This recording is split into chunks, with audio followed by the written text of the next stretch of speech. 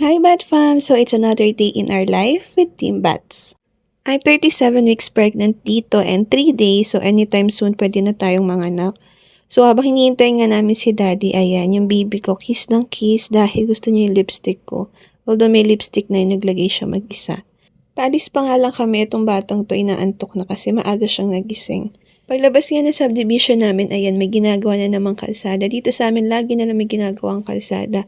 Kaya yung ospital, kahit 5 to 10 minutes away lang sa bahay namin, inaabot kami ng minsan 15 to 20 minutes dahil sa traffic. Pagdating nga namin, sabi ni Daddy, the doctor is out pa daw. Sabi ko, pasok na siya, andyan si doktora, baka nag-CR lang. Kanina pa tayo hinihintay. Kaya pagpasok namin, ayan, inassist agad kami ng secretary ni doktora, kumuha ng BP and timbang. And syempre, itong bibing to, hindi to papatalo. Dapat may participation din siya. So, ayan, nagpatimbang at nagpa-check ng height din ang